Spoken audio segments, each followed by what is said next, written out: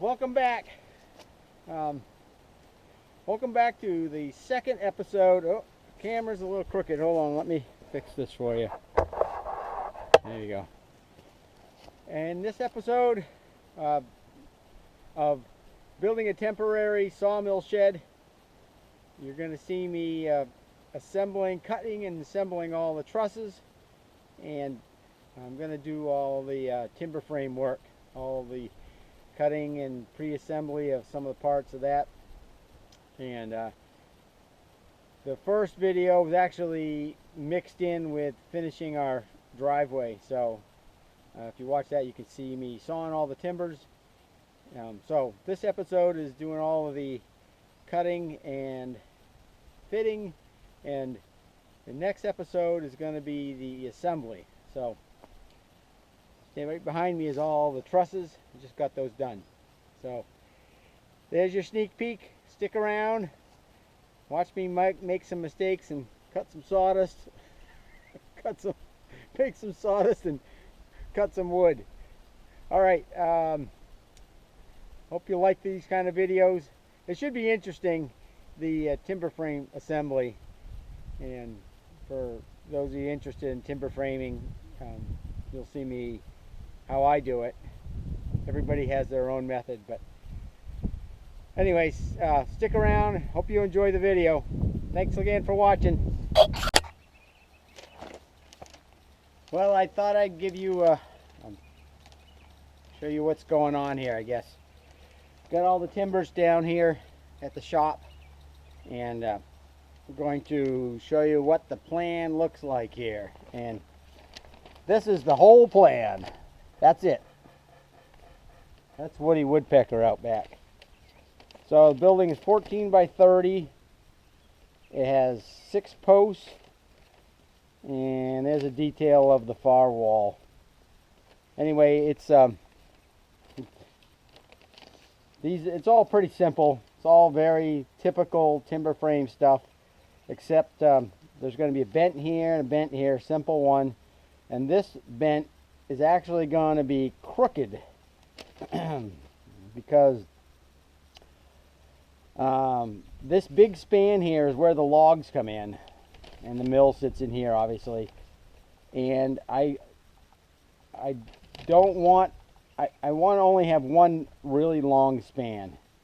So the span that all of the product is going to come out of is only 20 feet wide. So I moved this post over, and that means I'm just going to have to make a bent. It's going to be interesting because these posts are going to be in this line, being square to this line, but the brace, the beam on the top is going to be at an angle, and the braces are going to have some interesting cuts going on. The brace and the pockets for those.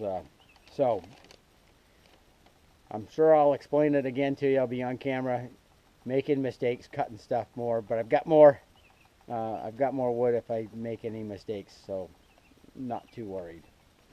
Plus it's a good challenge, something I've never done.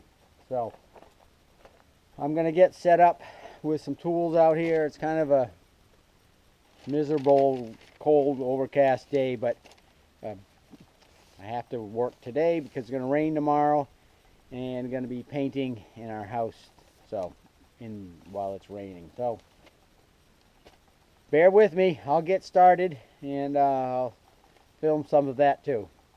All right, stay tuned. Well, I'll show you. I got started. This is one of the corner posts, and years ago I worked with a pretty well-known timber framer on a pretty big project, and one of the things that I learned from him, I had years of experience on my own, no one, all self-taught. One of the things I learned from him was that when you're doing the layout, you really need to you really need to chase the square line all the way around the post. It's a really good indicator if the post has been sawn crooked, or so. Don't just assume that you put drawing the line on three sides that it's gonna be right on the fourth side. So anyway, this is one of the posts, the corner posts, and what's going to happen with this is this is a shoulder, and there's going to be a 4-inch tenon centered on here that the beam will slide over this, and then the beam going the other direction will also interlock with that. This tenon will go into that upper beam by 4 inches. So I'll shoot some video of me sawing some stuff here. I bought this saw a couple of years ago. It does a really good job. I don't know if you can see it down here. Does a really good job. I'm not promoting Makita or anything. I'm not associated with them. But the problem is it doesn't discharge sawdust worth a damn. This whole thing, it just the sawdust builds up. You can't see the line. So I tried it using an air hose, but holding the air hose and managing it's just a big pain in the ass. Excuse my language. So I made a little fence. Works great. Draw the line around. Put it up to the line, screw it down. You don't have to be concerned with even watching the line. As long as you screwed it in the right spot, you're good to go. So this little jig cures the problem of that saw, and I don't feel so bad of having spent all the money for it, because I'm not going to go buy another one. Alright, so I'll do some layout, and I'll get sawing, and I'll shoot some video of that. I did the layout. I originally was going to do a 4-inch tenon, but it's too big.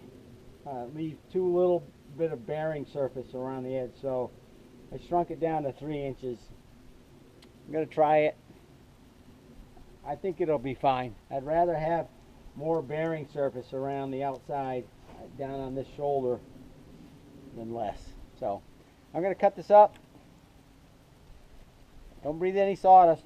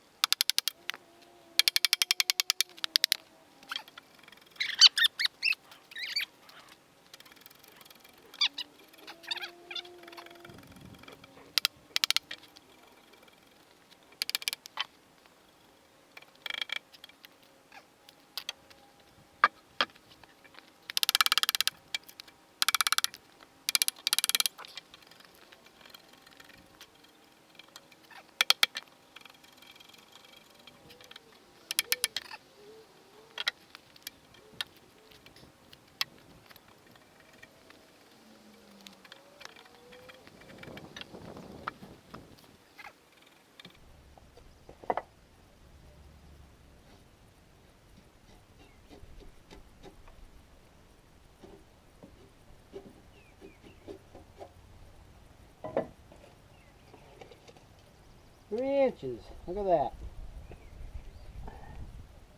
3 inches. So, as you can see, the 8-inch beam for this vent will slide over that. I'll put a angled wind brace on it, and 4 inches will stick out through the top to catch the beam that goes the other direction. And that way there's no metal fastenings, and the object of this whole build is I want to be able to take this building apart if I have to and move it. So this gives me much better bearing surface, so the weight of the building transfers to here and then down to the ground much better than if I had made that 4 inches. Alright, I'll show you the process of how I cut the mortises for the wind braces.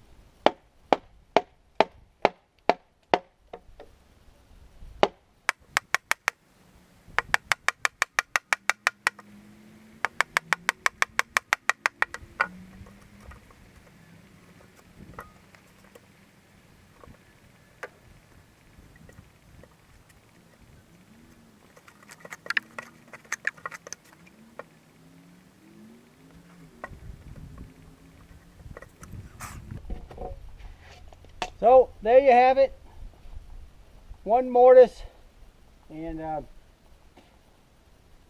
it's pretty close. It's not perfect, but you have to understand that this is just a sawmill shed.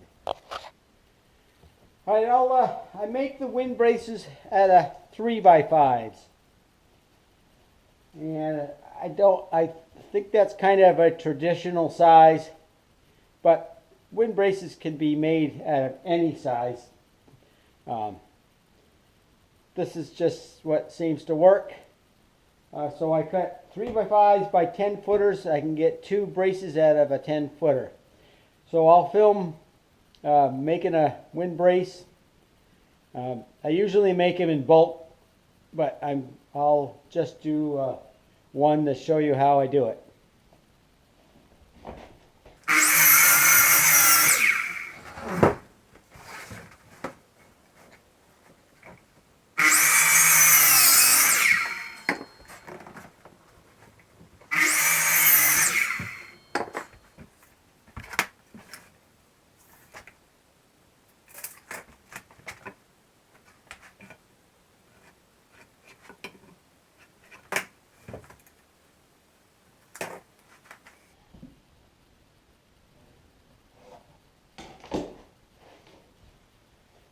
So in this this is the hypotenuse of the right triangle. This dimension is very critical and ends up being 50 and 15/16.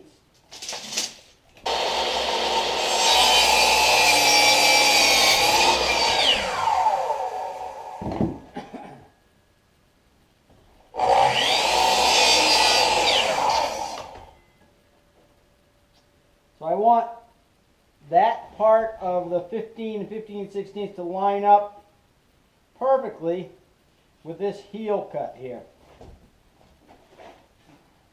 And it's already done over there. So the next step is I'm going to put it on the table saw and cut up as far as I can. I'll finish the cut on the bandsaw. And I want to leave exactly 1.5 inches. If the if the 3x5 is not exactly 3x5, I don't care so much as I want the tenon to be exactly 1.5 inches. So that's what the table saw is set up for.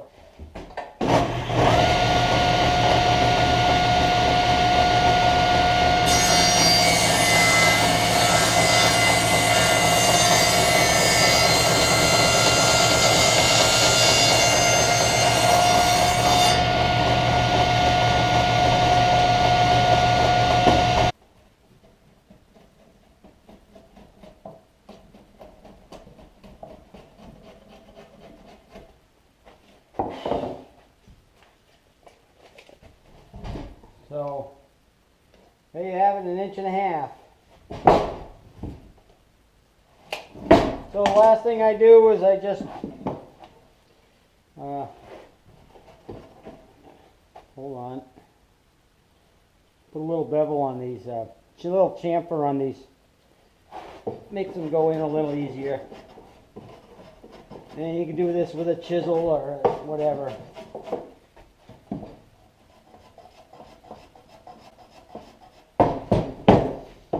Just makes assembly a little easier. No need to struggle.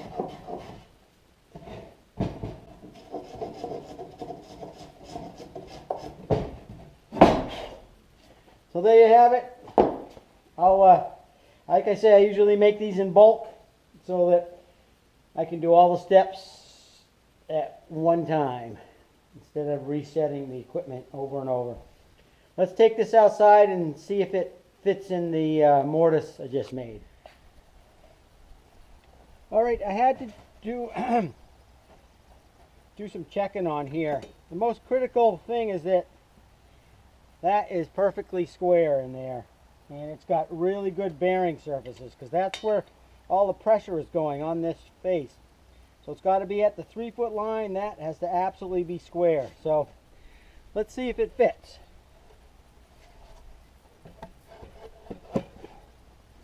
Looks pretty good. It's all nice and tight down here, and it hangs over a little bit, but I mean, if I wanted to, I could power plane this off and blend that in. But let me take the camera on this side. You can see.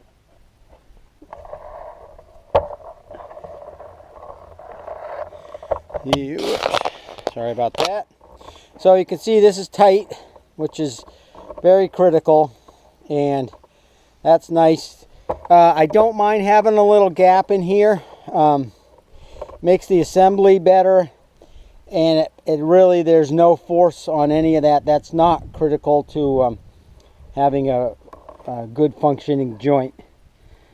So that's a wind brace, and if you can see, it's going to look like whoop, like that.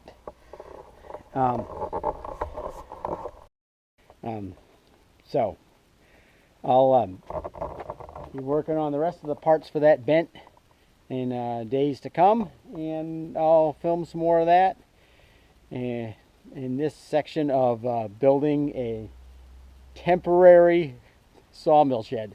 My mother said, "Does it have to be so heavy?"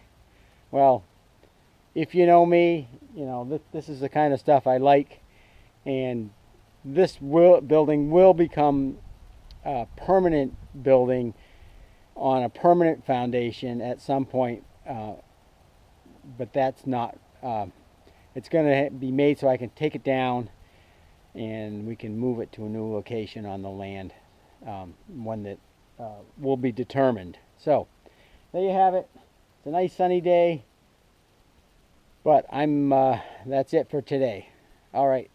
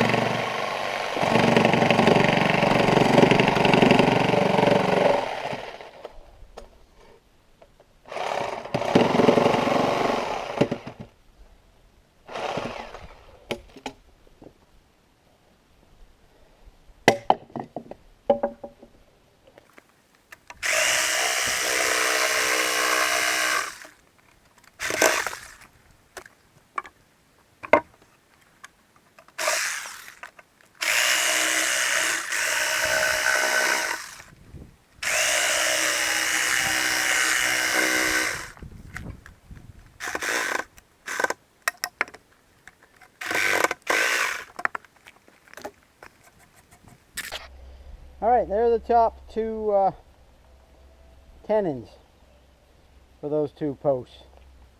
Much quicker to do them in pairs. If I had a room, I'd do all 6 at once, but don't have room. So.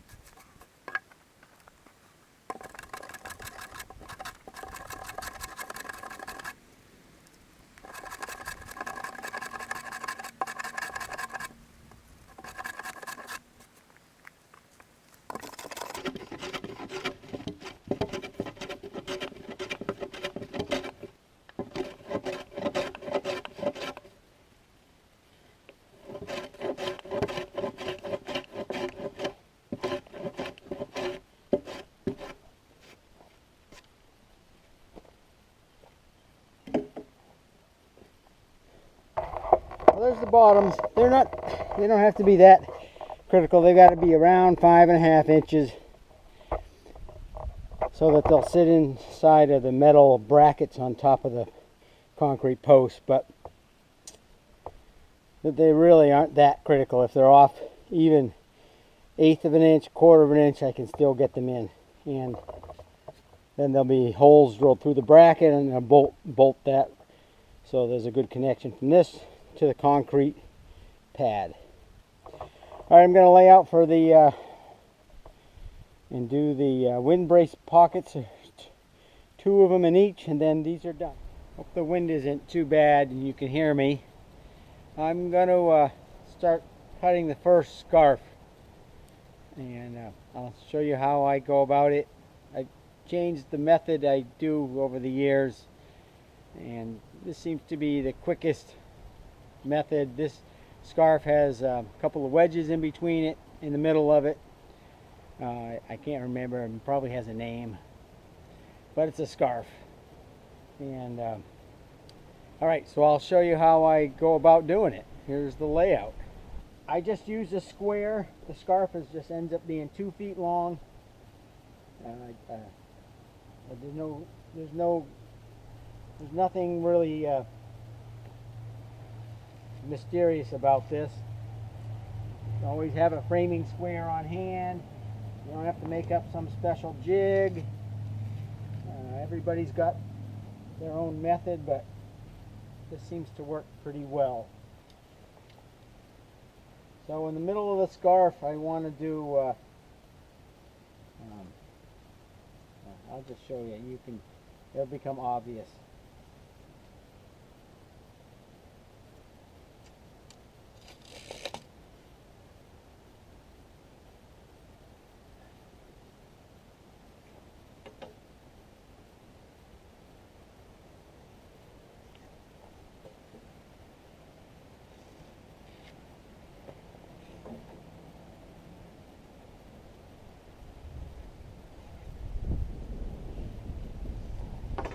And just like laying out the end cuts, you want to chase these cuts all the way, chase these marks all the way around to make sure that everything lines up.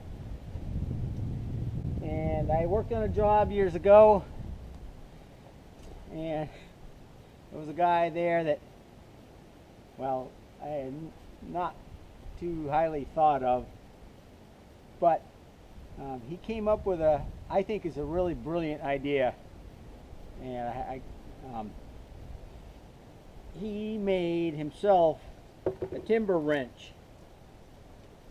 This one's just some plywood glued together, but as I get older, my shoulders don't like to flip the timbers, so especially the really long ones, if you're working in hemlock or oak, very handy.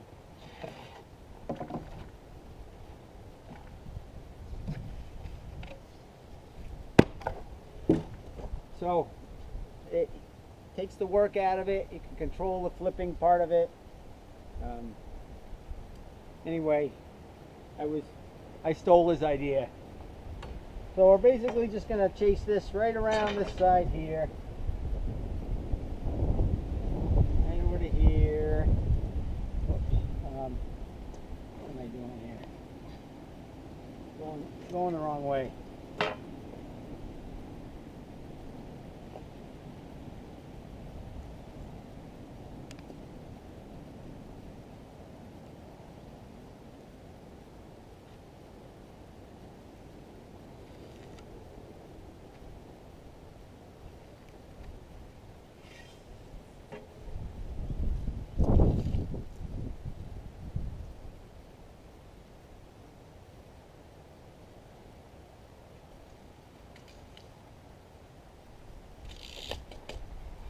So basically this is the waist, and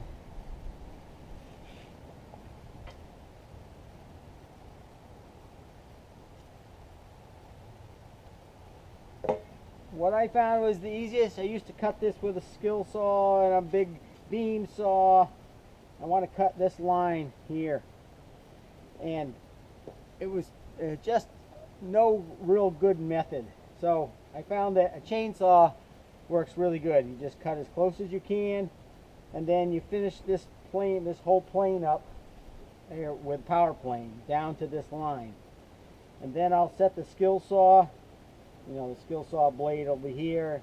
Then I'll set it to this depth, and I'll make a whole bunch of cuts in here and basically knock all of that out, and I'll be left with this piece here.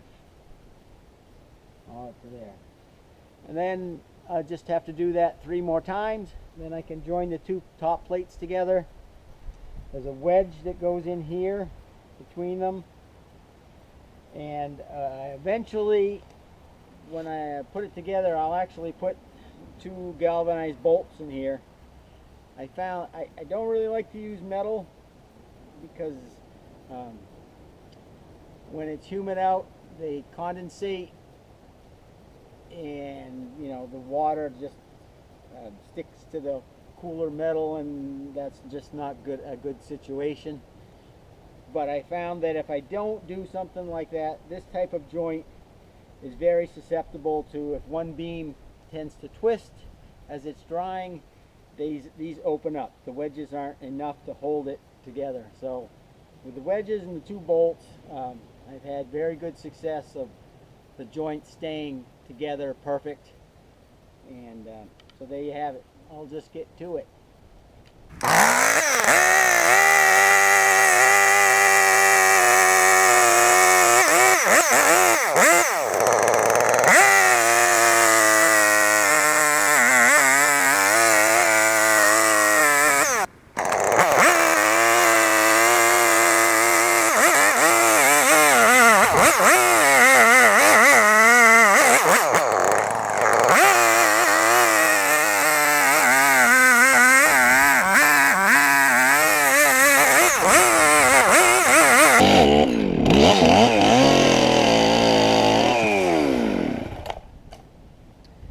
So there you have it.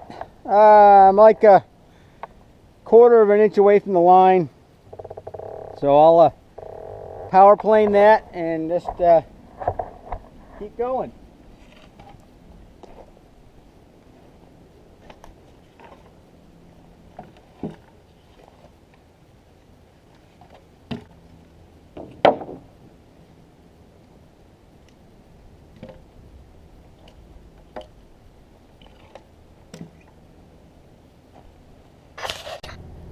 Well, I tried the big planer, but I haven't. It's really hard to tell, to watch all the lines with the big planer, so I'm going to revert back to the little planer. It works just as quickly.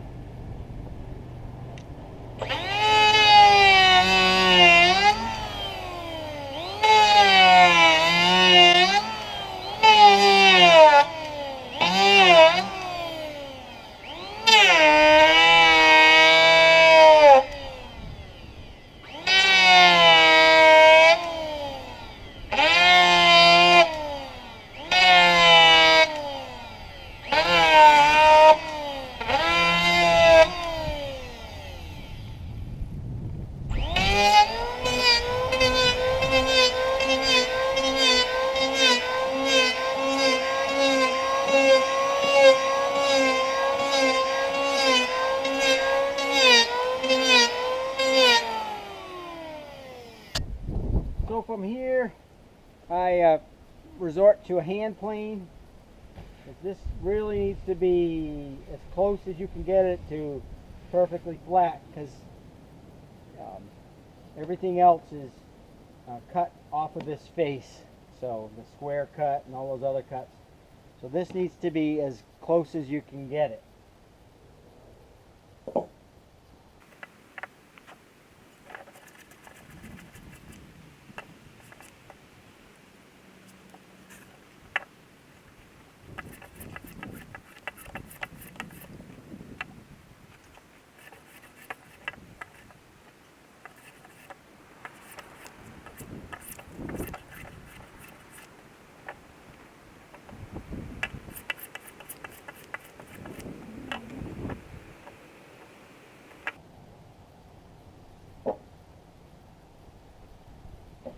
I'm just going to trace these marks across. that I made earlier.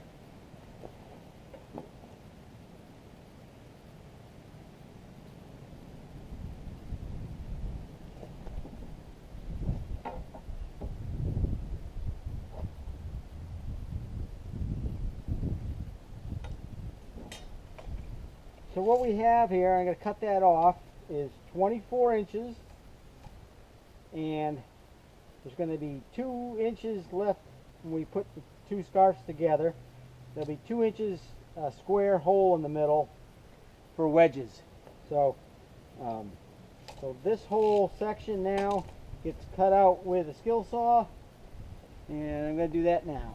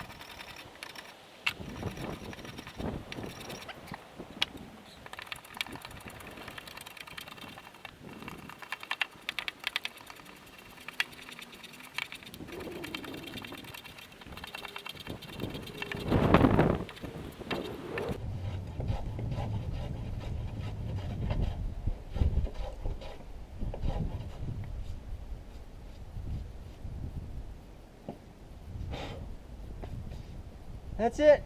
I'm sure there'll be some kerfing to do when I get the two pieces together, but that's pretty much it.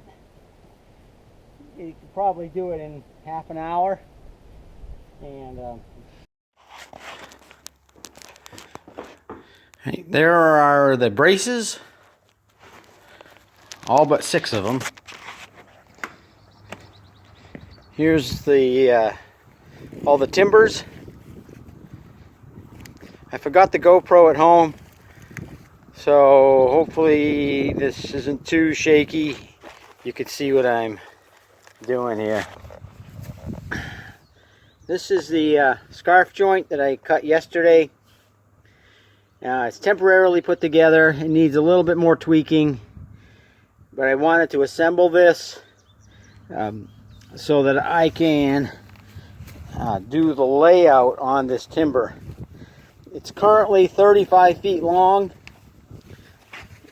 and needs to be cut down to 30 feet, and that gives me some play as to where I locate the mid posts in relationship to the scarf joint. So there are all the 3 bents, and those are the make up the other top plate. So I'm going to get to doing some layout and rolling some timbers. Well, I'm making up the pegs. I need 28 of them, and I actually turned the pegs.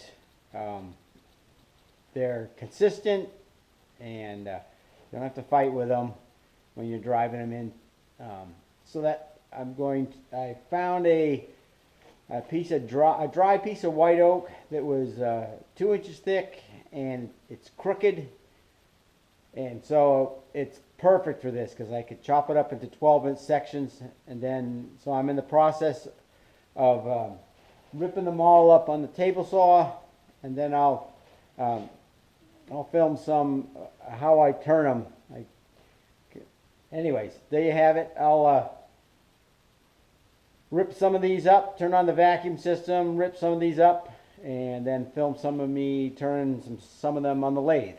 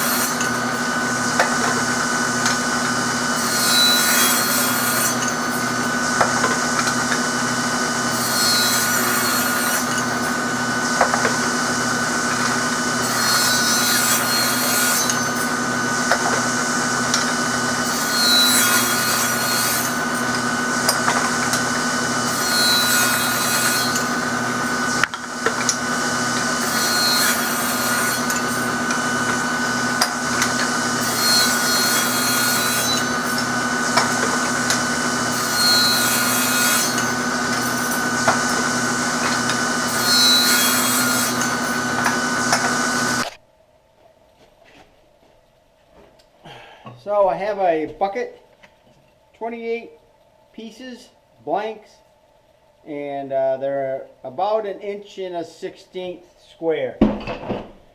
And so what I do is I have a small faceplate. Let me get your camera set up here so you can see. Small faceplate that's an inch. It's got this 1.16 square hole, so I don't have to center one end of the blank. So that just goes in there, and then I just center the other end by eye. These aren't that critical. Just takes a second here. Oops. Tighten it down. And then I have a wrench that's 1 inch. The blue end, 1.16. So I want to make them 1 inch. The blue end, make sure I always checking the right end. And it's a lot more accurate than a calipers. And so I'll just turn one. Only takes a few minutes.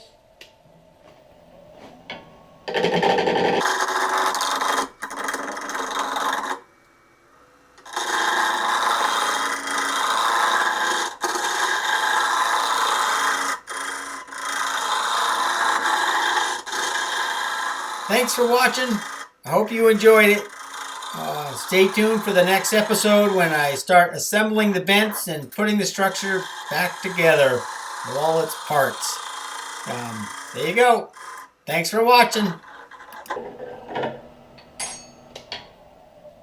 So there you have it. One turned peg. And you see it's not perfectly centered, but that won't really matter. So it's 12 inches long, so if you drive it in hard, there'll be 2 inches sticking out each end. That's kind of a nice look. So I've got 28 of these to make, and then I'll be ready to assemble some vents and drill for these pins. There you have it.